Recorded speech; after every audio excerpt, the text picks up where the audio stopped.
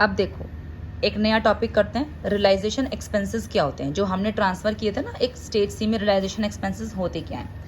देखो इसमें ना दो तरीके के केसेस होते हैं। बॉर्न बाय मतलब जिसका वो एक्सपेंस है। मान लो वो बॉर्न बाय फर्म का एक्सपेंस है, या बॉर्न बाय पार्टनर का एक्सपेंस है। बॉर्न बाय का मतलब किसका एक्सपेंस, फर्म का एक्सपेंस या पार्टनर का एक्सपेंस। दो केसेस हो सकते हैं, एक्सपेंस या तो फर्म का होगा या पार्टनर का होगा। अब अगर फर्म का एक्सपेंस है तो वो पे किसने किया, फर्म ने पे किया या पार्टनर ने पे किया। फर्म का एक्सपेंस था, फर्म ने पे किया है या पार्टनर ने पे किया है। पार्टनर का एक्सपेंस था, पे किसने किया, फर्म ने पे किया, पार्टनर ने पे किया। तो ये हमारा केस बनेगा। दोबारा समझ लो, बॉर्न बाय मतलब एक्सपेंस था, फर्म का था, फर्म ने पे किया, फर्म का एक्सपेंस पार्टनर ने पे किया। एक्सपेंस पार्टनर का है, पार्टनर का एक्सपेंस फर्म ने पे किया या पार्टनर का एक्सपेंस पार्टनर ने पे किया। ठीक है बेटा, तो ये हमारे केसेस बन रहे हैं। अब देखो आप इसमें एक चीज़ समझ लो, अगर एक्सपेंस और इनकम फर्म से रिलेटेड है तो वो रियलाइजेशन अकाउंट में जाएगी, और एक्सपेंस और इनकम पार्टनर से रिलेटेड है तो वो पार्टनर्स कैपिटल अकाउंट में जाएगी। ये आप ध्यान रखना, एक्सपेंस और इनकम फर्म से रिलेटेड है तो वो रियलाइजेशन अकाउंट में जाएगी, और एक्सपेंस और इनकम पार्टनर से रिलेटेड है तो वो पार्टनर्स कैपिटल अकाउंट में जाएगी। तो इसकी अब हम एक एंट्री समझ लो, expense borne by firm and paid by firm. Expense firm का था और पे भी फर्म ने करा है, तो एंट्री क्या बनी, realisation account debit to bank account. अगर वो फर्म का ही एक्सपेंस था और फर्म ने पे करा है तो realisation account debit to bank होगी।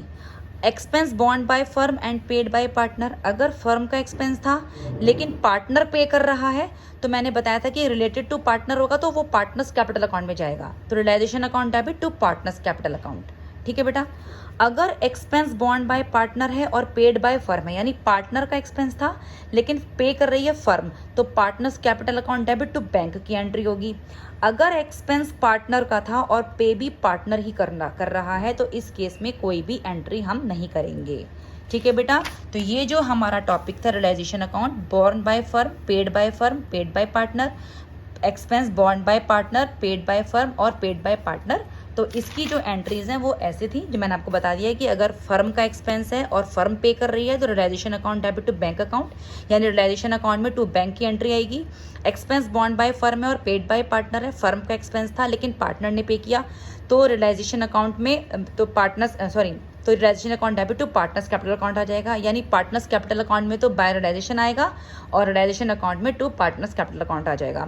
एक्सपेंस बॉन्ड बाय पार्टनर है और पेड बाय फर्म है, यानी पार्टनर का एक्सपेंस था और फर्म ने पे करा है तो partners capital account debit to bank, तो बैंक में आ जाएगा बाय पार्टनर्स कैपिटल अकाउंट और पार्टनर्स कैपिटल अकाउंट में आ जाएगा टू बैंक।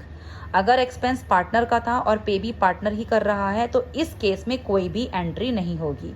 इसमें एक इंपॉर्टेंट नोट आप लिख लेना कि अगर कुछ भी मेंशन नहीं है कि किसका एक्सपेंस था और किसने पे किया है, अगर क्वेश्चन में ये मेंशन नहीं है कि किसका एक्सपेंस है और किसने पे किया है, तो हमेशा ये मान के चलेंगे कि एक्सपेंस फर्म का था और पे भी फर्म ही करेगी।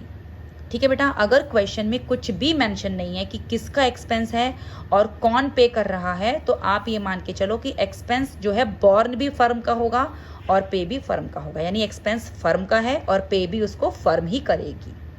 ठीक है, तो यहाँ तक आज हमारे सारे डिसोल्यूशन के बेसिक्स कंप्लीट हो गए हैं। ठीक है, इस डिसोल्यूशन में जितने भी बेसिक्स थे वो आज आपके मैंने सारे कंप्लीट करा दिए हैं। अब कल से मैं आपको इस चैप्टर के डिसोल्यूशन के क्वेश्चंस करा दूंगी।